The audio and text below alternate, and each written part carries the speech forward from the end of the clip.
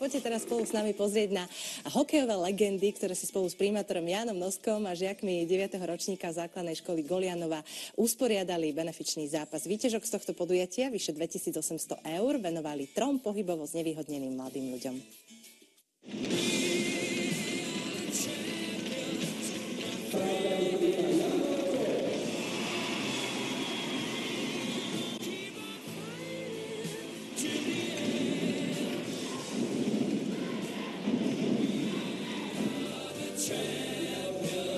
Myšlienka vznikla na vedení školy v roku 2013 s tým, že chceli sme urobiť nejakú benefičnú akciu a pomôcť ľuďom so zdravotným znevýhodnením.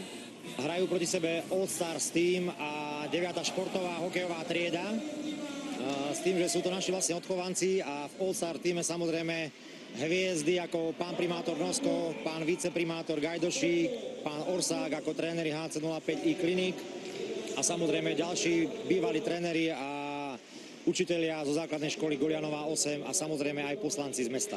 Tento ročník sme venovali konkrétne 3 osobám, ktorí nemali v živote také šťastie a sú zdravotne znevýhodnení, čiže 3 ľuďom bude Kristýnka Vozárová a Peter Štít a Martin Čunderlík. Čiže týmto 3 ľuďom budeme venovať výťažok z tejto akcie.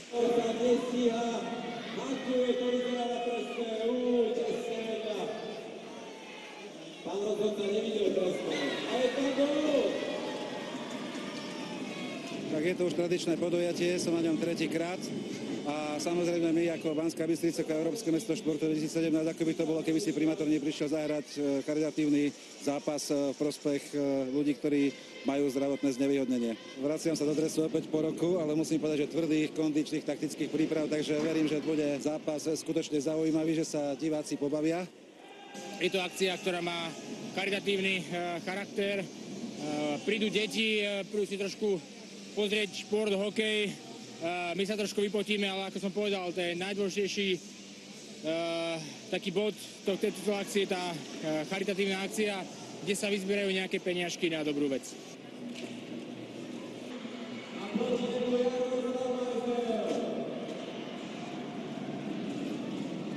Hrá sa mi dobre, je to postarať proti takým hráčom ako napríklad Orsák alebo naši tréneri, čo nás trénovali a trénujú. Je to pre mňa dobré a som rada, že som mohla dať gól a prvý aj. Sme dobrý kolektív celkom, takže v pohode sa mi hrá.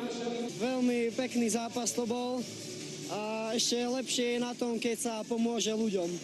Mohli sme dať trocha viac gólov, mali sme šance, ale dobrý zápas. Na tento zápas veľmi tešili. Takže všetci sú šťastní z tohto zápasu.